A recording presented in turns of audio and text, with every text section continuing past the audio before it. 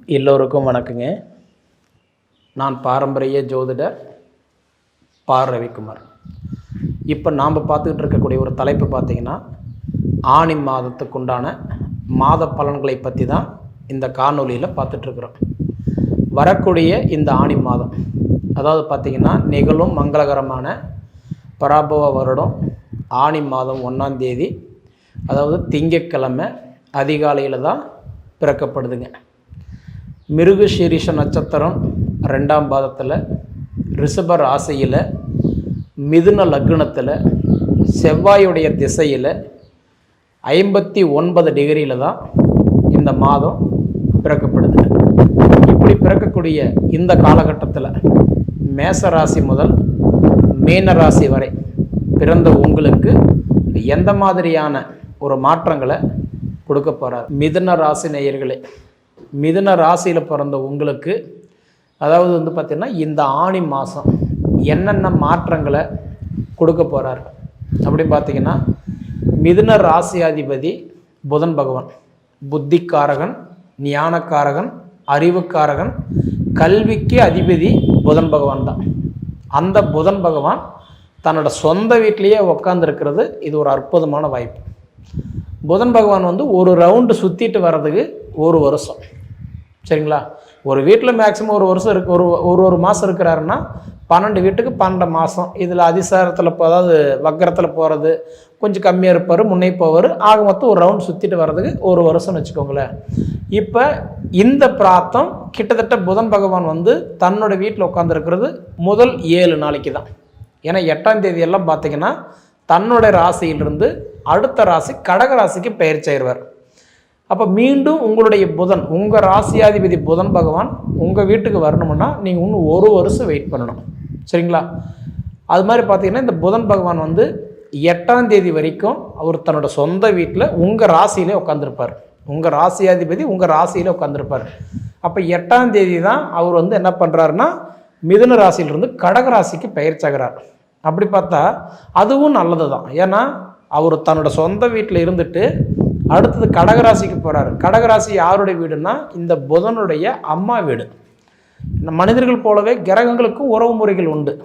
புதனுடைய அப்பா யாருன்னா குரு, புதனுடைய அம்மா யாருன்னா சந்திரன். இப்போ கடகராசின்னு சொல்லலாம் சந்திரனோட ராசி. அப்போ தன்னோட அம்மா வீட்டுக்கு போய் உட்கார்றாரு.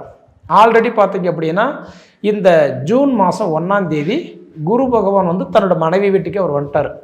இப்போ எப்படின்னா கூட்டு பிரார்த்தனை மாதிரி அப்படின்னு பார்த்தீங்கன்னா மனைவி வீட்டில் அதாவது கணவன் குரு உக்காந்துட்டாரு. இப்போ தாய் வீட்டுக்கு புதனும் உக்காடுறாரு. இதெல்லாம் ஒரு அற்புதமான வாய்ப்புன்னு தான் சொல்லுவேன். இந்த மாதிரிலாம் அமைகிறதெல்லாம் ரொம்ப ரொம்ப கஷ்டம்.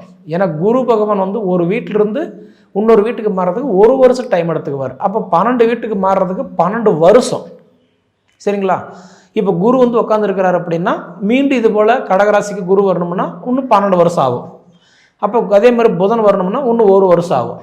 எப்படி பார்த்தாலும் இதில் ஒன்றா கூட்டு குடும்பமும் உட்காந்துருக்கிறது உங்கள் ராசிக்கு ரொம்ப நல்லதுன்னு சொல்லுவேன். காரணம் என்னென்னா உங்கள் ராசிக்கு 2ஆம் இடம், அதாவது 2வது வீடுன்னு சொல்கிறது தனஸ்தானம். அப்போ தனஸ்தானத்தில் உட்காந்துருக்கிறது உங்களுக்கு ஒரு அற்புதமான வாய்ப்பு, சரிங்களா? இப்போ பொதுவாக பார்த்தீங்க அப்படின்னா இப்போ பொது பலன்றது நல்லா இருக்குன்னு அப்படி சொல்கிறோம் அப்படின்னா இது எல்லாத்துக்குமே பொருந்துமா அப்படின்னு பார்த்தா ஒரு சிலருக்கு இது பொருந்தாது. காரணம் என்னென்னா இப்போ நட்சத்திரம் நம்ம வெவ்வேறு ராசி, மிதுன ராசின்னு சொல்லாமல் தவிர நட்சத்திரம் வெவ்வேறு இல்லையா? ஏன்னா இந்த மிதுன ராசிக்கு வரக்கூடிய நட்சத்திரம் பாருங்கள், செவ்வாயுடைய நட்சத்திரமான மிருகசீரிஷ நட்சத்திரன்றது 3ஆம் பாதம் 4ஆம் பாதம். அதன் பிறகு வரக்கூடிய ராகுடைய நட்சத்திரமான திருவாதிரை நட்சத்திரம் ஒரு 4 பாதங்கள். அதன் பிறகு வரக்கூடிய குருவுடைய நட்சத்திரமான புனர்பூச நட்சத்திரம் 3 பாதங்கள். அப்போ ராசி ஒன்றா இருந்தாலும் நட்சத்திரம் வெவ்வேறையே வருது இல்லைங்களா? அதனால் என்னென்னா நம்ம சொந்த ஜாதகம் நல்லா இருந்துருச்சுன்னா கண்டிப்பாக நமக்கு நல்லா இருக்கும், பயப்பட வேண்டியதில்லை. அப்போ நம்ம சொந்த ஜாதகம் நல்லா இருக்கா இல்லையான்றதை தான் நீங்கள் முதல்ல பார்க்கணும். அப்போ சொந்த ஜாதகம் நல்லா இருந்துருச்சுன்னா நான் சொல்கிற மாதிரி இந்த மாதத்தில் மிதுன ராசியில் பிறந்த உங்களுக்கு முதல் பிரார்த்தம் என்ன நல்லா இருக்குன்னா வாகனம் வாங்கக்கூடிய யோகம் உண்டு. அதாவது சொந்தமாக வாகனம் வாங்குகிற வாய்ப்பு, மாற்றக்கூடிய வாய்ப்பு, புதுப்பிக்கக்கூடிய வாய்ப்பு பிரகாசமாக இருக்குது.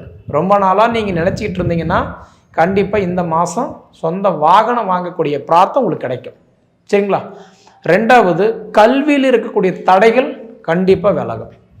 படிப்பில் இருந்த குழப்பங்கள் எல்லாம் சரியாகும். சரிங்களா? மூணாவதாக பார்த்தீங்க அப்படின்னா, அதாவது கடன் சார்ந்த பிரச்சனைகள். ஏன்னா கடன், குழப்பம் இந்த மாதிரி கண்டிப்பாக இருந்ததுன்னா இதெல்லாம் ஓரளவுக்கு சரியாகும். ஏன்னா சுக்கிர பகவான் உங்களுக்கு வந்து குருவோட இணைஞ்சி அவர் வந்து 2ஆம் இடத்துல உட்காந்துருக்கிறார். அந்த குருவும் சுக்கிரனோட சேர்ந்து தான் இங்கே இந்த புதன் பகவானும் இப்போ இணைகிறாரு. அப்படி இணையும் போது நிச்சயமாக வந்து உங்களுக்கெல்லாம் ஓரளவுக்கு நல்ல மாற்றங்கள் எதிர்பார்க்கலாம். இந்த சிறு குறு தொழில் செய்துட்டு இருக்கிறவங்களுக்கெல்லாம் நிச்சயமாக 4 காசு லாபத்தை பார்க்கலாம்.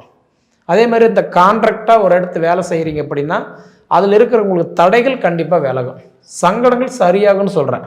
சரிங்களா? அது போக ஹெல்த் விஷயம் இருக்குது அப்படின்னு சொல்கிறவங்களுக்கெல்லாம் 8 தேதிக்கு மேலே ஓரளவுக்கு நல்லா இருக்கும்.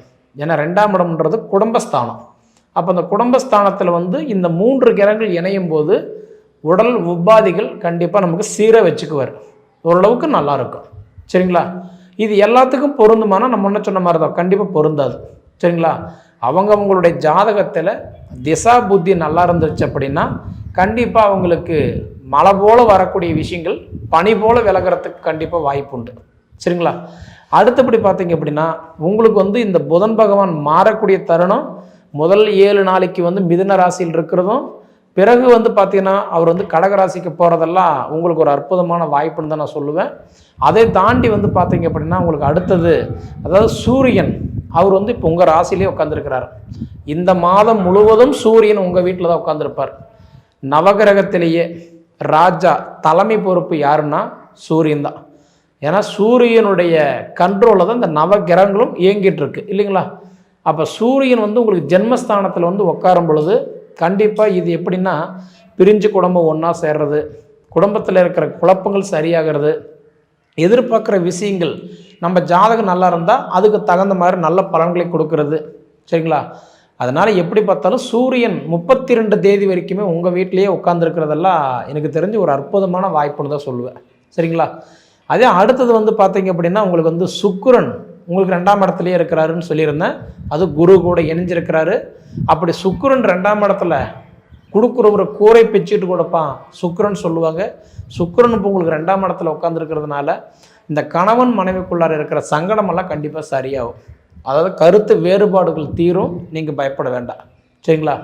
அது போக பார்த்தீங்கன்னா அதாவது மனைவி வழி சொத்து, தாய் வழி சொத்து ஏதாவது வருமா, ரொம்ப நாளாக கேஸில் இருக்குதுங்க, பிரச்சனையில் இருக்குது, எதிர்பார்த்துட்டு இருக்கிறேன், அமையுமா அப்படின்னு நினைக்கிறவங்களுக்கெல்லாம் கண்டிப்பாக இது ஒரு நல்ல வாய்ப்பாக அமைய போகுதுன்னு தான் நான் சொல்லுவேன். சரிங்களா? அதே மாதிரி வந்து தள்ளி தள்ளி போயிட்டு இருந்தது அப்படின்னா இந்த மாதத்தில் அதுக்குண்டான ஒரு வழிமுறைகள் பிறக்கக்கூடிய ஒரு வாய்ப்பு கண்டிப்பாக இருக்குது. சரிங்களா? அதே அடுத்தது பார்த்தா செவ்வாய் உங்களுக்கு வந்து 11ஆம் இடத்துல லாபஸ்தானத்தில் இருக்கிறாரு. அது தன்னோட சொந்த வீட்லேயே இருக்கிறார். லாபஸ்தானத்துக்கு அதிபதி செவ்வாய் லாபஸ்தானத்திலேயே இருக்கிறது இது ஒரு தனி சிறப்புன்னு நான் சொல்லுவேன். அப்போ செவ்வாய் பகவான் வந்து உங்களுக்கு வந்து 11ஆம் இடத்துக்கு அதிபதி 11ஆம் இடத்திலே இருக்கிறதெல்லாம் அற்புதமான வாய்ப்பு. ஆனால் என்ன அப்படின்னா முதல்ல 6 நாளைக்கு தான் இருப்பார், 6 தேதி வரைக்கும் தான் இருப்பார். 6ஆம் தேதி எல்லாம் பார்த்தீங்க அப்படின்னா அவர் வந்து 11ஆம் இடத்துலேருந்து 12ஆம் இடம் விரயஸ்தானத்துக்கு வந்துடுவார். அப்படி வர்றதுனால எனக்கு தெரிஞ்சு இந்த கடன் பிரச்சனை இருக்குது பார்த்தீங்களா, விரலுக்கு தகுந்த வீக்கத்தை மட்டும் வச்சுக்கோங்க, அகலக்கால் வைக்க வேண்டாம்னு சொல்கிறேன். என்ன கையில் இருக்கோ அதுக்குண்டான வேலைகள் மட்டும் செய்யுங்கன்னு சொல்கிறேன். சரிங்களா?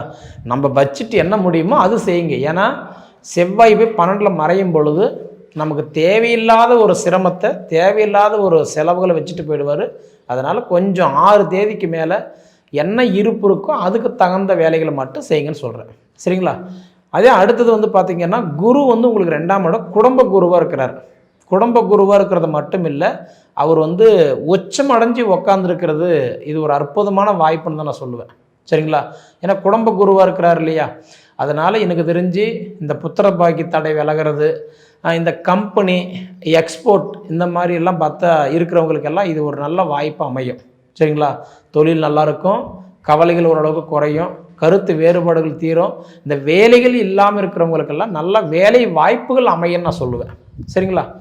அதே மாதிரி பார்த்தீங்க அப்படின்னா உங்களுக்கு வந்து சனி பகவான் 10ல் இருக்கிறார், ஜீவன சனியாக இருக்கிறாரு. அதனால் முடிஞ்ச வரைக்கும் இந்த கூட்டு தொழில் பண்ணிகிட்டு இருக்கிறவங்களுக்கு கொஞ்சம் கவனமாக இருங்க.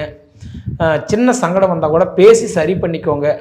10ல் சனி இருக்கும்போது தொழிலில் கொஞ்சம் கண்டிப்பாக மன அழுத்தம் இருக்கும். வேலை கூட பறி போயிருக்கலாம், வேலையில் குழப்பங்கள் இருக்கலாம். அதாவது மேனேஜர், சூப்பர்வைசர் இந்த மாதிரி எம்டி இவங்களுக்குள்ளார உங்களுக்கு மனஸ்தாபங்கள் வந்திருக்கலாம். அதே மாதிரி வரக்கூடிய வாய்ப்புகள் கண்டிப்பாக இருக்குது. கொஞ்சம் பொறுமையாக போகிறது எனக்கு தெரிஞ்சு நல்லது. ஏன்னா சனி 10ல் இருக்கிறதுனால, அதுவும் தொழில் ஸ்தானத்தில் இருக்கிறதுனால கொஞ்சம் விட்டு கொடுத்து போகிறது நல்லது. ஒவ்வொரு செகண்டுமே கொஞ்சம் கவனமாக இருக்கிறது நல்லதுன்னு தான் நான் சொல்லுவேன். சரிங்களா? அதனால் உங்களுடைய சுய ஜாதகம் மட்டும் எப்படி இருக்குதுன்றதை மட்டும் ஒரு தடவை பார்த்துக்கோங்க. உங்கள் ஜாதகம் நல்லா இருந்துருச்சுன்னா நிச்சயமாக உங்களுக்கு நான் சொல்கிற மாதிரி நல்ல மாற்றங்களை நீங்கள் இந்த மாதம் பார்க்கலாம். அனுபவித்து பார்த்து சொல்லுங்கள்.